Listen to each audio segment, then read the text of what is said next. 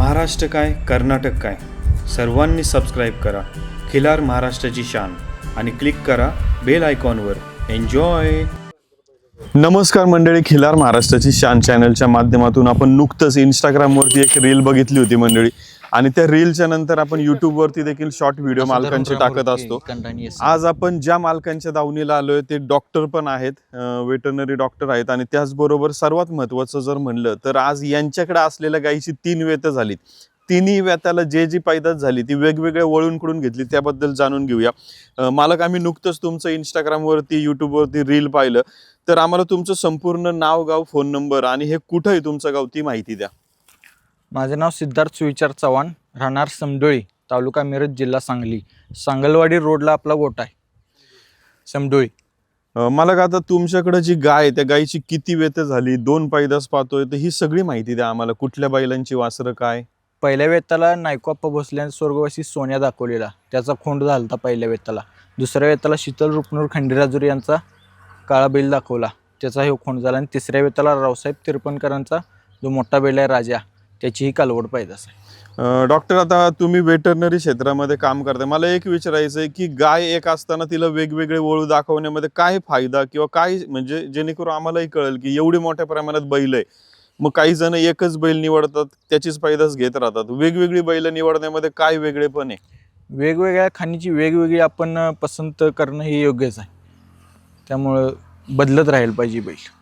आता वेटरनरी क्षेत्रामध्ये काम करत असताना देशी गोवंशामध्ये खिलारला येणाऱ्या अडचणी, म्हणजे याला दवाखाना जास्त लागतो का कमी लागतो? खूप कमी.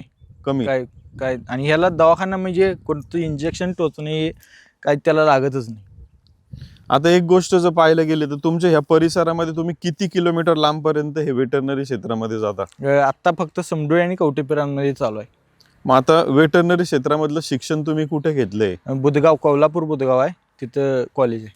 आता आमचे बरेचसे शेतकरी हे विचारत असतात की बरीचशी मुलं 10वी पास झाली, 12वी पास झाली की त्यांना वेटरनरीमध्ये यायचंय, मग त्यांनी येण्यासाठी मग शिक्षण कुठं घेतलं पाहिजे किंवा काय कॉलेजेस असतात त्याचे? डिग्री 7 वर्ष लागतात डिग्रीला. ते फक्त महाराष्ट्रात 5 कॉलेज आहेत, आणि आपलं डिप्लोमा फक्त 2 वर्षाचा कोर्स असतोय. शिरोळला एक आपल्या जवळ कॉलेज आहे, आणि इथं बुधगाव कोल्हापूरला एक आहे. मग डिग्री घेतलं तर मग डिग्री मधला फरक काय, डिप्लोमा मधलं फरक? डिग्री 7 वर्ष पूर्ण अभ्यास असतोय त्यात, मग त्याच्यामध्ये पूर्ण डिटेल ऑपरेशन असतात, या सगळ्या गोष्टी असतात. आणि डिप्लोमा केल्यानंतर कितपत आपल्याला जाता येतं काम करत? त्यात फक्त LSS म्हणून राहते. डिग्री घेतली की मग LDO त्यानं पुढे होतं. डिग्री करणं अवघड आहे का सोपं आहे? हा, तसं अवघडच आहे. सायन्स करून नीट करून मग सायन्स नीट करूनच त्याला जावं लागतं. त्याला लागते. आता अवघड कॉलेजची फी का अभ्यास अवघड आहे? दोन्ही तसं अवघडच आहे. म्हणजे फी पण जास्त आहे? फी पण असणार, पण अभ्यास पण करावा लागतो. धन्यवाद डॉक्टर. आज मंडळी आपण डॉक्टरांच्या माध्यमातून डिप्लोमा आणि डिग्री ह्या वेटरनरी क्षेत्रामध्ये कसं असतं त्याबद्दल थोडक्यात माहिती घेतली. नक्कीच आपण इथून पुढच्या भागामध्ये एखादी डॉक्टरांच्या माहितीतून मुलाखत घेऊ की कसं हे शिक्षण असतं, की जेणेकरून आपल्या शेतकऱ्यांच्या मुलांना जाणं सोपं पडेल. बाबा, तुमचं नाव सांगा की? बापू चव्हाण. आता राहणार समडोळी. तुमच्या दावणीला एक कालवड आहे, खोंड आहे, काय कामासाठी वापरताय, काय तयारी असते? कामासाठी वापरते खोंडाला. आता दुक्क्याला चालतोय, एक्क्याला चालतोय. आता दुक्क्याला आणि एक्क्याला चालवायला काय किती वयापासून प्रॅक्टिस घेतली त्याची? त्याचे 1 वर्षापासून, 1 वर्षाचं होतं तेव्हापासून हे चालू आहे. पण आता सुरुवातीला तसा खोंड वयाने तसा कमीच आहे, मग कमी वयाची खोंड चालायला अडचण देतात सुरुवातीला, मग त्यांनी नीट चालवं त्याच्यासाठी काय करावं लागतं? काय करायला लागत नाही, आपण त्याला शिकवायला लागते. हातात धरून हे करून शिकवायला लागतं. आता ह्याचा खोंडाचा खुराक किंवा वैरण काय असतंय त्याला? ते काय नाही, आम्ही वाडं, गवत, शाळू असलंच घालतो. आम्ही त्यात काही मक्का नसतो. आता हे तुमचा मुलगा आहे का कोण आहे? तो आमचा पुतण्या आहे. पुतण्या आहे? नातू आहे. तर आता मुलगा. बरं. आता तुम्ही आजच्या काळामध्ये अशी प्रकारची बैल पाहताय, कालवडी पाहताय. तुमच्या लहानपणी वडील असतील, आजोबा असतील, तेव्हा कशी बैल असायची? ह्याच्यापेक्षा चांगली असते. चांगली म्हणजे काय, शरीर यष्टी का शेती कामाला? शेती कामाला चांगली, शरीराला दणकट, जातीला चांगली. म्हणजे आता ती जातच नाही झाल्या, पण ते व्यवस्थित होते. पण आत्ताच्या काळातली एवढी तुमच्या दृष्टीने बैल ताकदीची नाही म्हणता यायची? म्हणजे त्याला म्हणजे ते हेच होतं नाही त्याला, आणि त्याला बी आमची देशी गाई होती, आमची बी 5-6 त्याला बी खोंड झाली, मग मध्ये बंद केलं आम्ही.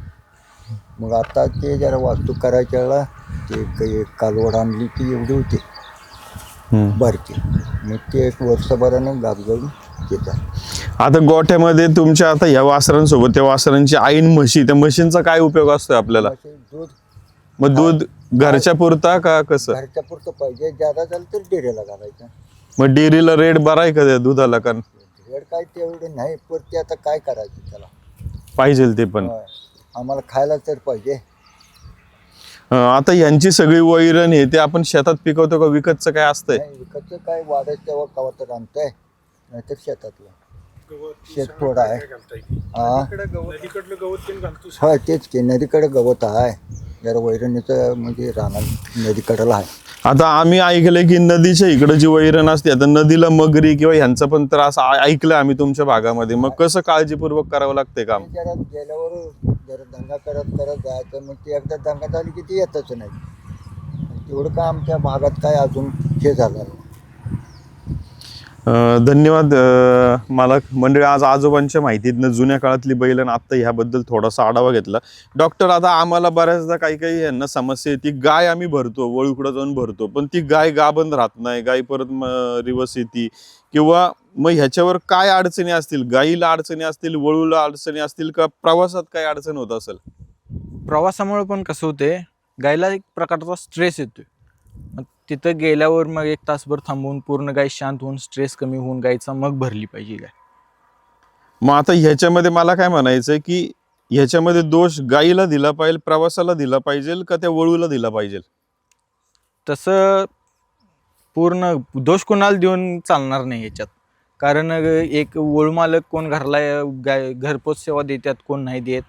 पण गाय पण निरोगी असली, बैल पण निरोगी असला, प्रवास पण चांगला झाला, पूर्ण स्ट्रेस कमी झाला, भरवली की लावू शकतो. मग या सगळं संचा समतोल व्यवस्थित झाला पाहिजे. हा, सगळ्यांचा समतोल एक टायमिंग जुळलं पाहिजे सगळ्याच. पण आता काही काही भागात असं बघितलं की वळू मालक पण आता शेतकऱ्यांच्या घरी जायला बघतात ते, त्यांच्या वाहनाने जात. मग तसं असेल तर तो फायदेशीर गोष्ट आहे तो आपल्याला. फायदाचा. आमची गाय टेम्पोतनं हे होत नाही, आमची गोरातली आहे त्यामुळे गप राहत नाही. आणि 2 वेळा अनिल माने डपळापूर यांचा आहे तो सिद्धापूर खाणीचा मोठा बैल, त्याच्याकडे 2 वेळा गाय नेली, पण नाही, ती उलटली. मग परत तिथनं पुढं घराकडेच बोलवायला चालू केला बैल. म्हणजे प्रवासाची अडचण होती हो. गाईला त्याच्यामध्ये. गाय आमची गोरातली असल्यामुळे गप राहत नाही. आता त्याचबरोबर आम्ही अजून एक समस्या बघतो की कधी कधी गाईला वासरू होतं, काही काही गाई हजारात एखादी किंवा लाखात एखादी गाई वासरू जवळ करत नाही, किंवा गाय पहिल्या वेताची असली तर ते कासेला वासरू पाजून देत नाही. अशा अडचणी तुम्हाला कधी जाणवल्यात का शेतकऱ्यांकडे? पहिल्या वेताला तसं करत होती गाय, कासेला वासरू पाजत नव्हती, लाथा माराई. मग हळूहळू सवय करत आम्ही केली, आता काही नाही अडचण. मग काय सवय त्याला लावली पाहिजे? हात फिरवून गोंजारून वासराची वासरू चाटायला देऊन काहीतरी हळूहळू सवय करून लावायचं. आता आम्ही बऱ्याचदा काही काही व्हिडिओ फोटो असे बघतो की वासरू झालं, जन्माला आलं की त्याच्या तोंडाला कापड बांधलं जातं, किंवा इथं पोटाला बेंबटच्या इथं कापड बांधलं जातं, किंवा कासरा जो असतो तो गळ्यात न बांधता कधी पायाला बांध, किंवा असं काहीतरी. हे काय आहे म्हणजे नक्की? म्हणजे वासरू कुठं जाऊ नये म्हणून फक्त पायाला एक कासरा बांधून तिथं बांधतात, आणि तोंडाला चव यावी म्हणून मिठाचा खडा तोंडात देऊन फडकं बांधतात. म्हणजे फडक्यामध्ये फडक्यामध्ये मीठ आणि गुळ असते, तिची तोंडाला चव यावी म्हणून ती बांधतात जलमल्या. आणि बेंबाट फक्त खाली हे काय होऊ नये म्हणून बेंबाट बांधतात. म्हणजे नाळ पडू नये, तुटू नये म्हणून ती बांधतात. आणि जो आपण खडा जो मिठाचा आणि गुळाचा त्याच्यामध्ये लावतो, ते जन्माला आल्यानंतर किती वेळ ठेवला जातो?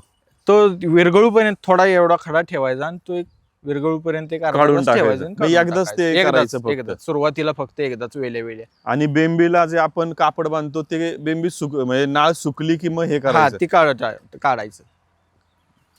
तर मंडळी, आज या मुलाखतीच्या माध्यमातून आपण थोडक्यात या शेतकऱ्यांची माहिती घेतली. अशाच प्रकारची आपण अधिक माहिती घेण्याचा प्रयत्न करूया. खिलार महाराष्ट्राची शान चॅनल लाईक, शेअर, सबस्क्राईब करा. सध्या व्हिडिओच्या उजव्या कोपऱ्यामध्ये आपण मायक्रोचिपची लिंक दिली की जेणेकरून आज या मालकाने वेगवेगळ्या 3 बैलांच्या 3 पायदास दावणीला घेतल्या एका गायीपासून. त्या गायीपासून घेतलेली ह्यांनी मेहनत त्या मायक्रोचिपमध्ये नोंद राहणार आहे, की जेणेकरून मालकाची मेहनत ही पुढची हजारो वर्ष कायम तुम्हाला ऑनलाईन पाहायला मिळेल. अशाच प्रकारची माहिती पाहत राहूया मंडळी. खूप खूप धन्यवाद. धन्यवाद बाबा. खिल्लार महाराष्ट्राची शान, खिल्लार महाराष्ट्राची शान.